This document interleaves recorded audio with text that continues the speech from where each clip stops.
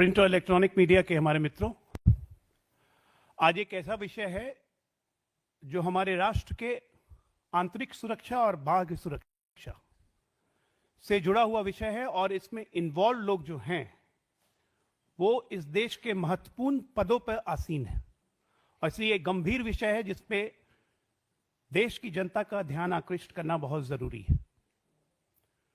ये जो सामने हमने इसके पिक्चर डायग्राम लगाया हुआ है, गौरव गोगोई जी हैं deputy leader of opposition Lok Sabha में, यानी कि राहुल गांधी के बाद डिप्टी लीडर ऑफ ऑपोजिशन है। ये इनकी शादी होती है 2013 में एलिजाबेथ कॉल्बर्न नाम की एक युवती से। ये एलिजाबेथ कॉल्बर्न पूर्व में आईएसआई समर्थित अल तौकीर शेख हैं, इनके साथ काम कर चुकी हैं। ये अल तौकीर शेख इनके पीएचडी के गाइड थे। ये और काम कर चुकी हैं सेनेटर टॉम उथल से, जो नीचे आप देख सकते हैं। ये मेंबर थे यूएस सेनेट के, जो खुफिया विभाग से संबंधित था, और ये जॉर्ज सोरोस से बहुत नजदीकी संबंध है इनके। एलिजाबेथ कॉल्बर्न की जो भाभी हैं उनका नाम है सुसान डेलबॉस। ये कैरिटास नाम की एक ऑर्गेनाइजेशन से जुड़ी हुई हैं जो भारत में धर्मांतरण करने के लिए इन पे काफी आक्षेप लगता रहा है और पूरे विश्व में धर्मांतरण में ये लगी हैं। ये सारे फंड इनको यूएस एड से मिलते हैं, जिसको अभी ट्रंप प्रशासन ने बैन किया, जो कि डीप स्टेट का एक हिस्सा है। गौरव गोगोई को वर्ल्ड इकोनॉमिक फोरम में लिस्टेड नेता की तरह लिस्ट किया गया था और वर्ल्ड इकोनॉमिक फोरम को भी टोटल फंडिंग यूएस एड से मिलते रही है। वो एक कहावत है ना कि एक शेर है कि दिल के फफोले जल उठे सीने के दाग से, दिल के फफोले जल उठे सीने के दाग से, इस घर को आग लगी है घर के चिराग से। मैं ये इसलिए बोल रहा हूं कि गौरव गोगोई जब 2013 में इनसे शादी के बाद एलिजाबेथ कॉल्बर्न के शादी के बाद 2014 में गौरव गोगोई को कांग्रेस पार्टी अपना उम्मीदवार बनाती है। जो नेपोटिस्ट इल्जाम हम लगाते हैं, भाई भतीजावाद परिवारवाद, तो 13 में शादी होती है, 14 में इनको टिकट मिल जाता है, 14 में ये एमपी बन जाते हैं। 2015 में इनको पाकिस्तान हाई कमिश्नर इनवाइट करते हैं, अब्दुल बाशिद साहब, एक फर्स्ट टर्म एमपी को, जो कि ना की मेंबर है एक्सटर्नल अफेयर्स पैनल में या डिफेंस के पैनल में। इनको अपने स्टार्टअप के साथ जो पॉलिसी फॉर यूथ थी उसके लिए इनवाइट किया था। ये 40 से 50 लोगों को लेके पाकिस्तान हाई कमीशन में जाते हैं। ये उसकी तस्वीर है। और जाने के पहले ना इन्होंने होम गृह मंत्रालय से, ना ही किसी संबंधित मंत्रालय से, ना लोकसभा के स्पीकर से किसी से इजाजत नहीं ली कि ये क्या करने वहां जा रहे हैं। और ये उस वक्त की घटना है जब भारत सरकार ने पाकिस्तान हाई कमीशन पे आक्षेप लगाया था कि वो हमारी इंटरनल प्रॉब्लम में इंटरफेयर कर रहे हैं, जब हुर्रियत वगैरह के साथ पाकिस्तानी कंसुलेट ने मीटिंग की थी।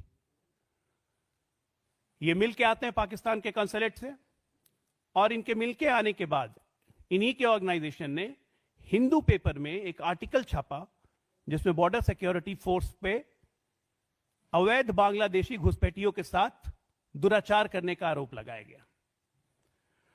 अब 2-3 सवाल उठते हैं कि पाकिस्तानी कंसुलेट से मिलने के बाद इन्होंने लोकसभा में जितने सवाल उठाए, जो कि ऑन रिकॉर्ड हैं, वो भारत के सुरक्षा व्यवस्था पे ये सवाल थे कि भारत के कोस्ट लाइन मैरीटाइम सिक्योरिटी की स्थिति क्या है, भारत में कोस्ट लाइन पे कितने रडार लगाए हुए हैं और हम कितने रडार लगाना चाह रहे हैं, क्या कोई प्रपोजल है कि national maritime authority proper coordination और सिनर्जी करे सारे स्टेक होल्डर्स के साथ, सरकार ने क्या क्या कदम उठाए हैं सर्वेलेंस और अपग्रेडिंग और स्ट्रेंथनिंग करने के लिए कोस्टल सिक्योरिटी की।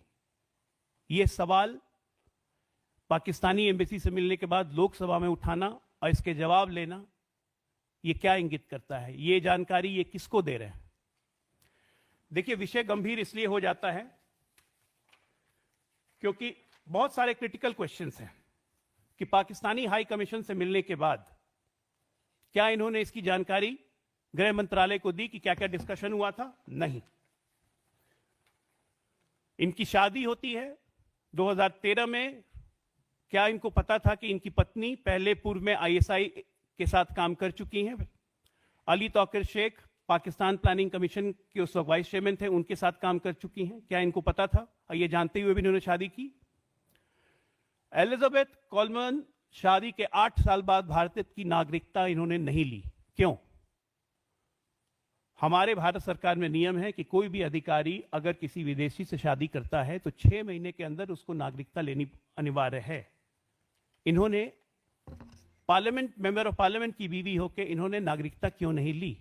ये सिमिलर केस है सोनिया गांधी वाला, कि राजीव गांधी से शादी होने के बाद भी श्रीमती सोनिया गांधी ने 15 वर्ष तक इटालियन नागरिकता अपनी बरकरार रखी। ये लोग क्या सुपर सिटीजन्स हैं? क्या इनको ऐसा करना चाहिए? देखिए, बिंदुओं को जोड़ना यहां पे मुख्य अवलोकन है। हम लोग इसलिए कह रहे हैं क्योंकि यूएसएड, आईएसआई और कैथोलिक मिशनरी जितने हैं, इन लोग की संलिप्तता भारत के पूर्वोत्तर क्षेत्र में धर्मांतरण, और चूंकि भारत का पूर्वोत्तर क्षेत्र जो है वो अपनी रणनीतिक स्थिति और सांस्कृतिक विविधता के कारण राजनीतिक हितों का केंद्र रही है, और यहां पे ये लोग कभी उतने सफल नहीं हो पाए। तो क्या ये स्ट्रैटेजिक मैरिज थी? ये बहुत बड़ा प्रश्न है, क्योंकि जानते बूझते आप ये सब काम कर रहे हैं। कांग्रेस पार्टी को इस पे सवाल जवाब देने पड़ेंगे, क्योंकि राष्ट्र विरोधी रुख कांग्रेस पार्टी का शुरू से रहा है। मैं थोड़ा सा याद दिला दूं, अटल बिहारी वाजपेयी जी के समय में जब परमाणु परीक्षण हुआ था, उसका भी कांग्रेस ने विरोध किया था।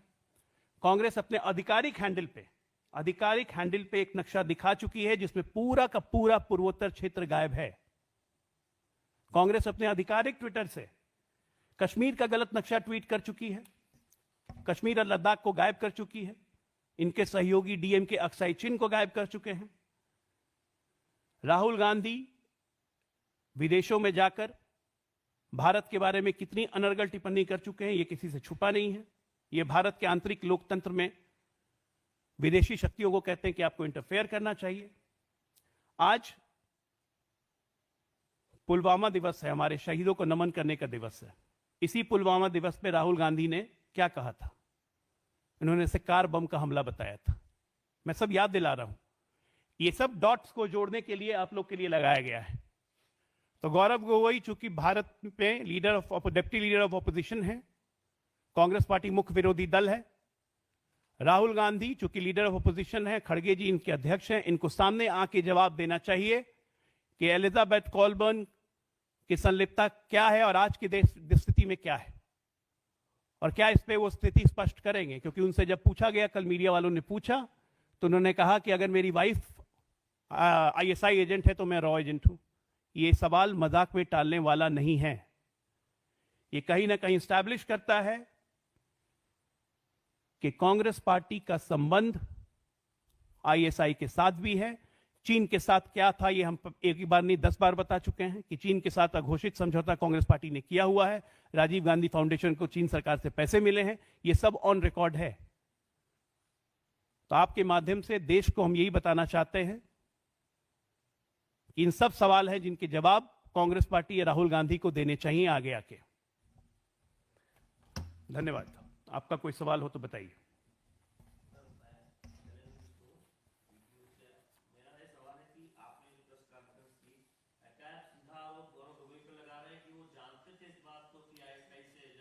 मैं कह रहा हूं ये स्ट्रैटेजिक मैरिज थी क्या? ये स्ट्रैटेजिक मैरिज थी। आप ये देखिए कि पूर्वोत्तर क्षेत्र को डिस्टेबलाइज करने के लिए गौरव गोगोई पूर्व मुख्यमंत्री के बेटे हैं, उनको क्या यूटिलाइज किया गया? क्या गौरव गोगोई ये जानते थे कि उनकी पत्नी आईएसआई एजेंट के साथ काम कर रही हैं? क्या गौरव गोगोई ये जानते थे कि सेनेटर टॉम उबल जो हैं वो पाकिस्तान को फंडिंग बढ़ाने में, पाकिस्तान को हेल्प करने में, अमेरिकन सेनेटर खुले तौर पे उनके साथ ये काम करती थी और उनके जॉर्ज सोरोस से नजदीकी संबंध है? तो क्या ये स्ट्रैटेजिक मैरिज थी और जानते बूझते ये काम किया गया था?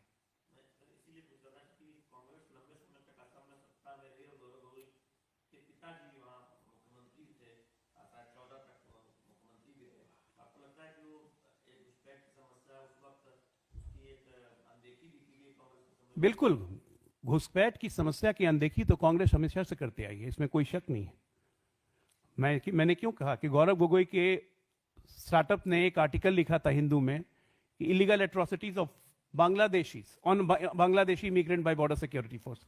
कोई अपने सिक्योरिटी फोर्सेस पे उंगली उठाएगा अवैध इमिग्रेशन के लिए? तो ये बहुत गंभीर विषय है जो हमारी आंतरिक सुरक्षा से जुड़ा हुआ है। और जब महत्वपूर्ण पद पर बैठे हुए लोग और उनकी पत्नी, उनके रिश्तेदार अगर इस तरह से आईएसआई से, चीन सरकार से संबंध रखें, तो ये कहीं ना कहीं हमारी इंटरनल सिक्योरिटी पे बहुत बड़ा खतरा हो जाता है।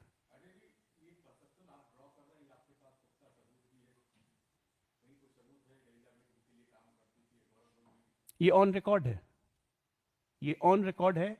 ये काम कर चुकी हैं एलिजाबेथ कॉलबर्न सेनेटर टॉम ओटल के साथ, ये ऑन रिकॉर्ड है। उन्होंने सैलरी विड्रॉ की है, ये ऑन रिकॉर्ड है कि अली तौकीर शेख के साथ, अरे और छोड़ दीजिए, अली तौकीर शेख के ऑर्गेनाइजेशन में तो काम करती थी, पाकिस्तान में रहती थी। और तो और इन्होंने जो पीएचडी की है उसके गाइड हैं अली तौकीर शेख, ये ऑन रिकॉर्ड है। हम लोग ऐसे नहीं बोल रहे हैं। ये डॉट्स को कनेक्ट इसलिए किया जा रहा है ताकि आपको समझ में आए कि ये कितनी लंबी, एक खतरनाक साजिश के तहत ये चीज आगे बढ़ रही है।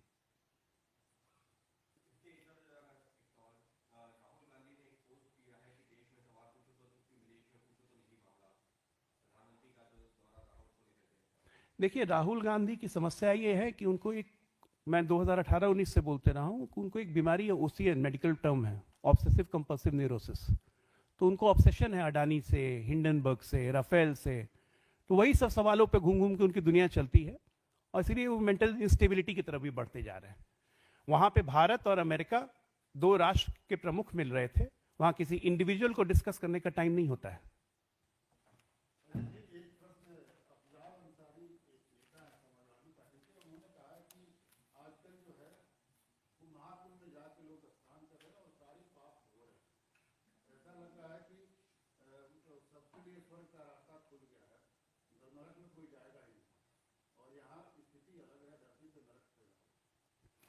देखिए, अफजाल अंसारी पता नहीं किस धरती स्वर्ग और नरक की बात कर रहे हैं, लेकिन महाकुंभ में जाने वाले लोगों की आस्था पर प्रश्न उठाना उनको शोभा नहीं देता है। ये फिर उन करोड़ों लोगों की आस्था से खिलवाड़ करने का प्रश्न है। और ऐसे ऐसे आस्था से खिलवाड़ करने वाले को नरक में जाने का रास्ता परमानेंटली खुला रहता है। अजय जी, दिल्ली के चुनाव परिणाम आए हुए 6-7 दिन बीत गए हैं, मुख्यमंत्री कौन होगा और कब तक ये सब फैसला हो जाएगा? देखिए, प्रधानमंत्री जी आज रात तक आ रहे हैं, कल परसों में हमारे पार्लियामेंट्री बोर्ड की बैठक होगी, आपके सामने दिल्ली का नया मुख्यमंत्री आ जाएगा।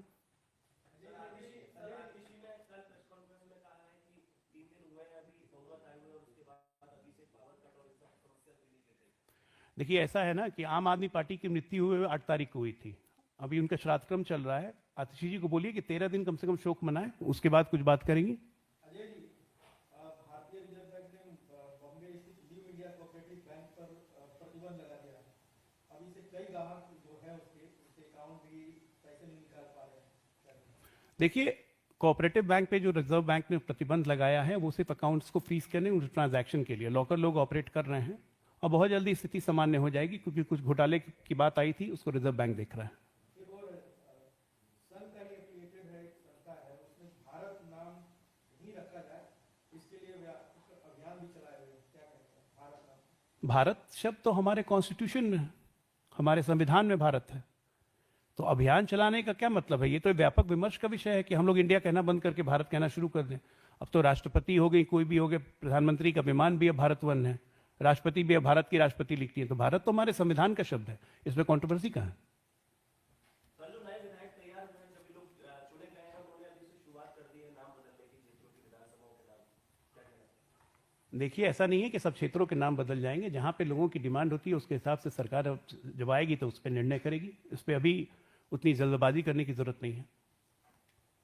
चले।